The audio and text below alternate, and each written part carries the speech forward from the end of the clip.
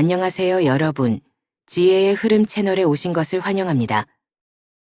사회가 발전하고 우리가 새로운 것을 받아들이는 능력이 점점 더 커지면서 오늘날 많은 사람들의 결혼관이 예전과 비교해 크게 달라졌습니다. 과거에는 결혼하면 대개 집안 배경이 비슷하고 나이가 적당한 사람을 찾는 것이 기본적인 원칙이었습니다. 하지만 요즘에는 연상연하 커플 같은 현상이 더 이상 새로운 일이 아니며 오히려 점점 더 일반적인 모습으로 자리 잡고 있습니다. 결혼은 두 사람 간의 문제일 뿐, 연상연하든 어떤 모습이든 간에 당사자들이 행복하다면 외부 사람들이 뭐라 할 필요는 없다고 생각합니다. 실제로 이러한 독특한 결혼 사례들이 오히려 행복하고 오래 지속되는 경우가 많다는 것을 보여주는 예도 있습니다. 올해 63세인 김할머니와 45세의 민호 씨가 재혼했습니다. 김할머니는 밤마다 너무 힘들어서 적응이 안 된다고 울먹였습니다. 그러나 민호 씨는 부부 사이엔 이런 게 당연한 거다. 시간이 지나면 익숙해질 거다라고 답했습니다. 과연 이 두 사람의 이야기는 어떻게 흘러갔을까요? 함께 알아보겠습니다. 김할머니의 자전적 이야기. 저는 올해 63세입니다. 원래는 제 가족이 아주 행복한 편이었습니다. 성실하고 든든한 남편이 있었고 두 아이도 각각 원하는 대학에 입학했습니다. 당시 저의 유일한 꿈은 아이들이 결혼하고 자리를 잡은 후 남편과 함께 세계 여행을 떠나는 것이었습니다. 하지만 인생은 생각처럼 녹록지 않았습니다. 남편이 6년 전에 갑작스러운 사고로 세상을 떠났고 사고의 가해자가 모든 책임을 지는 바람에 약 9,500만 원의 보상금을 받았습니다. 저는 그 돈을 아이들의 결혼 자금으로 남겨두려 했습니다. 그러나 반년 후 제가 사는 지역에 대형 공장이 몇 개 들어서면서 동네가 갑자기 번화해졌습니다. 집에 입지가 좋아서 집을 간단히 개조한 뒤 소규모 마트를 열었습니다. 아마도 위치가 좋아서인지 아니면 합리적인 가격과 친절한 서비스 덕분인지 제 마트는 항상 잘 되었습니다. 마트를 운영하면서 저는 자주 찾아오는 단골 손님들과 친구가 되었습니다. 특히 외지에서 일하러 온 분들이 많았는데 저 역시 젊은 시절 집안이 어려워 외지에서 오래 일했기 때문에 그들의 고충을 잘 이해했습니다. 그들이 어려움이 있을 때 제가 도울 수 있는 부분은 항상 돕고자 했습니다. 그중 한 사람이 바로 지난해 이곳의 새로운 민호 씨였습니다. 그는 처음에 업무에 익숙하지 않아 한 달 월급으로 겨우 먹고 살 정도였고 저희 마트에서 3개월 동안 외상을 했습니다. 물론 저는 흔쾌히 허락했고 그러다 보니 점점 서로를 알게 되었습니다. 민호 씨는 바쁘지 않을 때 마트에 들러 저와 이야기를 나누거나 물건 정리를 도와주곤 했습니다. 우리는 그저 친구 사이였는데 어느 날 예상치 못한 사건이 일어나면서 우리의 관계가 새로운 국면으로 접어들었습니다. 그날 저는 물건을 진열하다가 실수로 술병 하나를 손에서 떨어뜨렸습니다. 그 술병이 제 발등을 세게 내려쳤고 너무 아파서 눈물이 날 정도였습니다. 마침 그때 민호 씨가 물건을 사러 저희 마트에 왔습니다. 상황을 본 민호 씨는 한마디도 하지 않고 전기 자전거를 타고 저를 병원으로 데려갔습니다. 그는 병원에서 제 상처를 치유받는 것을 도와준 후 시간이 이미 밤 10시가 넘은 상태였습니다. 그리고 나서 저를 집까지 직접 데려다 주었을 뿐만 아니라 맛있는 음식을 만들어 저에게 먹도록 했습니다. 그가 이렇게 모든 것을 끝낸 후에야 안심하고 집으로 돌아갔습니다. 그날 밤 제 머릿속에는 온통 민호 씨의 모습뿐이었습니다. 그 후로 민호 씨는 매일같이 저를 찾아와 저를 돌봐주었고 제 발이 완전히 회복될 때까지 함께 있었습니다. 그런데 제가 민호 씨에게 점점 호감을 느끼게 되었던 것처럼 그도 저에 대해 많은 생각을 하고 있었다는 것을 알게 되었습니다. 하지만 그는 부끄러움 때문인지 직접적으로 제게 고백하지 않았습니다. 그러던 어느 날 점심시간에 민호 씨가 저에게 다가와 이렇게 말했습니다. 오늘이 제 생일인데요. 저녁에 함께 식사하러 가주시면 좋겠어요. 그날 저녁 식사 자리에서 그는 먼저 저에게 청혼했습니다. 민호 씨는 이렇게 말했습니다. 저랑 결혼해 주시고 저희 집이 가난하다는 것도 괜찮다고 해주신다면 남은 인생 동안 정말 행복하게 해드릴게요. 그의 말에 저는 정말 깊이 감동했습니다. 그때 그는 45세였고 저는 이미 63세였지만 저는 나이 차이에 대해 깊이 고민하지 않았습니다. 제 머릿속에는 오직 이런 생각뿐이었습니다. 하늘이 우리를 이렇게 맺어주었다면 제가 그것을 쉽게 놓아버릴 이유가 없지 않을까? 그렇게 저는 그의 청혼을 받아들였습니다. 2주 후 우리는 결혼식을 올렸습니다. 결혼 후 민호 씨는 택배 일을 그만두고 저와 함께 마트를 운영하기로 했습니다. 평소에는 제가 가게를 돌보고 그는 물건을 들여오거나 배달을 했습니다. 민호 씨가 합류하면서 우리 마트는 점점 더 번창하게 되었습니다. 때로는 마트를 닫고 함께 외출하거나 맛있는 음식을 먹으러 가곤 했습니다. 저는 이렇게 생각했습니다. 남은 인생은 우리가 우리만의 행복을 누리는 데 집중해야 해. 돈 버는 건 이제 정말 중요하지 않아. 솔직히 말해서 민호 씨와 결혼한 이후로 제 마음은 매일 정말 행복으로 가득 찼습니다. 저는 민호 씨가 한 일이 제게 준 가장 큰 선물이라고 생각합니다. 그래서 저는 그를 정말 소중히 여기고 진심으로 잘해주려고 노력하고 있습니다. 하지만 그렇다고 해서 고민이 전혀 없는 건 아닙니다. 민호 씨가 다른 일을 할 때는 다 참아줄 수 있었고 이해할 수 있었습니다. 하지만 단 하나, 그가 밤마다 너무 저를 힘들게 하는 점은 적응하기가 쉽지 않았습니다. 아마도 제 나이가 많아서 그런 것 같습니다. 이 문제로 몇 번 이야기한 적도 있지만 민호 씨는 이렇게 말했습니다. 부부 사이에는 이런 게 당연한 거예요. 시간이 지나면 자연스럽게 익숙해질 겁니다. 저는 그 말이 사실일 수도 있다고 생각합니다. 하지만 어찌됐든 지금 그와 함께 있는 것만으로도 저는 여전히 매우 행복합니다. 63세인 김할머니와 45세인 민호 씨가 결혼 후 겪는 위와 같은 상황은 사실 아주 자연스러운 일이라고 생각합니다. 특별히 놀라거나 이상하게 여길 만한 부분이 아닙니다. 결국 두 사람 사이에는 상당한 나이 차이가 존재하기 때문입니다. 그리고 이 나이 차이가 가져오는 직접적이고 간접적인 결과로 인해 앞으로 두 사람이 일상생활 습관이나 삶의 방식에서 차이가 생길 수밖에 없습니다. 이것은 너무나 당연한 일입니다. 하지만 나이 차이가 크다고 해서 두 사람의 결혼이 불행하거나 오래 지속되지 못한다는 것을 의미하지는 않습니다. 그런 주장에는 전혀 과학적 근거가 없습니다. 왜 제가 이렇게 생각하냐고요? 행복한 결혼을 결정짓는 요소는 가치관의 차이, 문화적 차이, 인생관, 삶의 관점, 그리고 일상의 문제 해결 방식 등 여러 가지가 있습니다. 그러나 이를 모두 종합해보면 결국 중요한 점은 서로를 얼마나 이해하고 얼마나 포용할 수 있느냐에 달려있다는 사실입니다. 그래서 저는 이렇게 생각합니다. 결혼 생활에서 당신이 연상연하 커플이든 아니든 두 사람이 행복하고 오래도록 결혼 생활을 유지하려면 노력이 필요합니다. 그 중에서도 다른 무엇보다 서로를 이해하고 포용하려는 마음이 가장 중요합니다. 다른 요소들이 중요하지 않아서가 아니라 행복한 결혼의 기반은 바로 상호 이해와 포용이기 때문입니다. 솔직히 말해 행복한 결혼은 오직 부부가 서로를 얼마나 잘 이해하고 포용하느냐에 따라 결정됩니다. 그렇게 할 수 있다면 두 사람의 결혼 생활은 행복하고 오래 지속될 것입니다. 오늘의 다음 주제는 은퇴 생활입니다. 현재 사람들의 생각은 점점 변화하고 있습니다. 과거에는 자녀를 키워 노후를 대비하는 것이 일반적이었다면 이제는 다양한 노후 생활 방식이 생겨나고 있습니다. 어떤 어르신들은 아들, 며느리를 믿기 어렵다고 생각하고 딸이나 사위에게 의지하려고 합니다.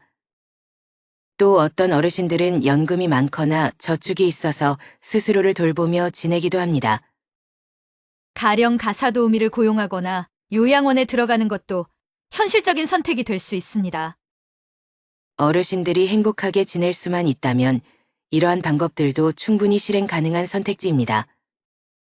하지만 생각이 더 자유로워지면서 일부 어르신들은 색다른 선택을 고민하기도 합니다. 예를 들어 노년의 독신 어르신들 중에는 자녀들에게 의지하기보다는 젊은 배우자를 만나 황혼의 사랑을 즐기고자 하는 분들도 있습니다. 그렇게 하면 고독을 해소할 수 있고 또 황혼의 낭만을 느낄 수 있다고 생각하는 것입니다. 자녀나 가사 도우미보다 배우자가 더 믿음직하다고 생각하는 경우도 있습니다. 그러나 젊은 배우자가 정말로 믿을 만한가요? 대답은 절대 그렇지 않다입니다. 사실 원래의 배우자도 믿기 어려운 경우가 많은데 하물며 중간에 만난 배우자라면 더욱 그렇습니다. 70세인 박 할아버지는 2번의 실패한 동거 생활을 경험한 후 이에 대해 깊이 후회하고 있습니다. 그는 젊은 배우자와 4년 동안 동거했지만 한 차례 큰 병을 앓고 나서야 진정한 노후의 의지처가 무엇인지 깨달았다고 말합니다. 그렇다면 박 할아버지가 어떤 동거 생활을 경험했기에 이렇게 후회하게 되었을까요? 이제 박 할아버지의 이야기를 들어보겠습니다. 박 할아버지의 자전적 이야기. 저는 올해 70세이며 퇴직한 지 10년이 되었습니다. 연금은 월 100만 원에 육박하는 관대하기 때문에 일상생활에 대한 걱정은 하지 않아도 됩니다. 제게는 2딸과 한 아들이 있습니다. 그들은 모두 큰 도시에서 자리 잡고 가정을 꾸렸습니다. 아마 세대 차이 때문인지 아니면 그들이 독립적인 성격 때문인지 제 삶에 간섭하지 않으려 하는 것 같습니다. 그래서 저는 손주를 봐주거나 함께 오래 사는 일은 없었습니다. 어찌 보면 한결 편안한 노후를 보내고 있다고 할 수 있죠. 그러나 한 가지 아쉬운 점이 있다면 아내가 제가 54세였을 때 일찍 세상을 떠났다는 것입니다. 아내가 떠난 뒤로 저는 재혼을 생각하지 않았습니다. 당시에는 승진 기회를 놓치지 않으려 바쁘게 일하느라 하루 대부분을 직장에서 보내는 삶에 익숙해져 있었습니다. 하지만 결국 승진에 실패했고 예상치 못하게 조기 퇴직을 하게 되었습니다.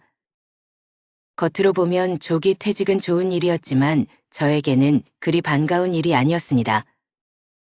퇴직 후 저는 생활 공간이었던 직장 숙소를 떠나 차가운 집으로 돌아왔습니다. 그리고 하루하루 지루하고 외로운 나날을 보내기 시작했습니다. 자녀들은 각자 바쁜 일상을 살고 있었고 저를 많이 신경 쓰지 않았습니다. 아마도 제가 경제적으로 여유가 있어서 옷 입고 먹는 문제에 어려움이 없다고 생각했기 때문일 것입니다. 많은 친구들이 이렇게 말했습니다. 노년에 말이야, 자식이 아무리 많아도 어르신이 손에 1,000만 원에서 2,000만 원 정도의 노후 자금이 없으면 정말 힘들어질 수 있어. 특히 큰 병에 걸리면 수천만 원이 한순간에 날아갈 수 있지. 저는 제 재산을 계산해 봤습니다. 30년 동안 일했는데 저축은 겨우 1,000만 원 정도뿐이었습니다. 이 돈으로는 부족하다고 생각했고 그래서 다시 일을 하기로 결심했습니다. 노후 자금을 더 마련하려는 것이었죠. 그 후 저는 동네 입구에 작은 구멍 가게를 열었습니다. 규모는 크지 않았지만 한 달에 30만 원에서 40만 원 정도를 벌 수 있었습니다. 나쁘지 않은 수입이었죠. 무엇보다도 일할 수 있다는 사실이 가장 중요했습니다. 가게를 운영하며 저는 삶의 의미를 되찾을 수 있었습니다. 매일 아침 6시부터 밤 10시까지 가게를 운영하며 하루를 보냈습니다. 제 일상은 가게를 중심으로 돌아갔고 그렇게 하루하루가 금세 지나갔습니다. 하지만 가게를 운영한 지 5년쯤 지나면서 사람들을 많이 만나고 다양한 이야기를 듣다 보니 점점 두려운 감정이 생겼습니다. 늙어가는 것, 그리고 고독한 삶이 점점 무서워지기 시작했습니다. 특히 혼자 살던 노인이 집에서 갑작스러운 질병으로 세상을 떠났는데도 아무도 모르는 경우가 있다는 이야기를 들었습니다. 또 병에 걸렸을 때 돌봐줄 사람이 없어 고통받는 상황을 접하면서 공포감이 점점 커졌습니다. 그저 돈만으로는 충분하지 않다고 느꼈습니다. 만약 제가 아플 때 곁에서 저를 돌봐줄 사람이 있어야 한다는 것을 깨달았죠. 그래서 노후 생활을 새롭게 계획하기로 했습니다. 누군가 저에게 몸이 아직 건강할 때 자녀 집으로 들어가 함께 사는 것이 좋다. 그래야 자녀들에게 부담이 되지 않는다고 조언했습니다. 저는 자녀 집에 가서 잠시 지내보았습니다. 하지만 그곳에서 깨달은 것은 자녀들이 너무 바쁘거나 생활 방식이 까다롭다는 점이었습니다. 며칠 머물지 않았음에도 불구하고 저는 그곳에 어울리지 못하고 오히려 불필요한 존재처럼 느껴졌습니다. 자녀들은 겉으로는 저를 싫어하지 않는 듯 보였지만 서로 다른 생활 습관이 저를 자연스럽게 배척한 셈이었죠. 그렇게 자녀들에게 의지해 사는 것은 어렵다고 결론지었습니다. 다른 사람은 가사 도우미를 고용하라고 조언했습니다. 하지만 당시 저는 건강도 좋았고 요리와 집안일도 스스로 해결할 수 있었습니다. 그래서 가사 도우미를 고용하는 것은 돈 낭비라고 느꼈습니다. 그러던 중 누군가가 제게 이런 제안을 했습니다.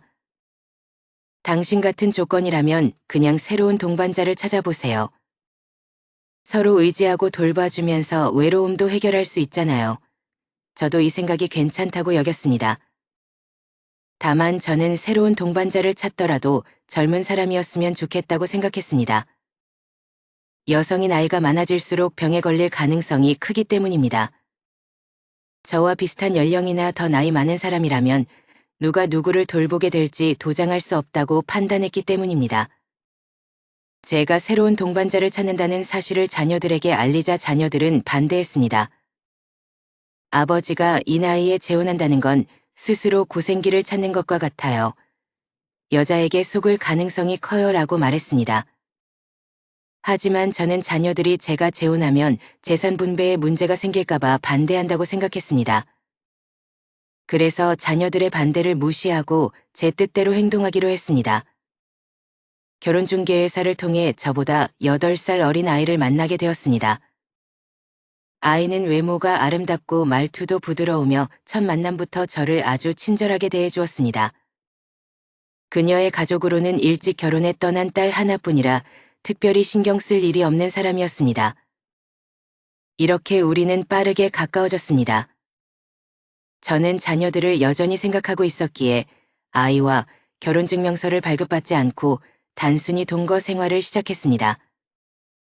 아이는 연금이 없어서 매달 몇백만 원의 용돈만 있었기에 저는 생활비를 모두 부담하기로 했습니다. 그리고 매달 10만 원을 아이에게 용돈으로 주었습니다. 아이는 집안일과 요리를 맡고 가게 운영도 저와 함께 했습니다.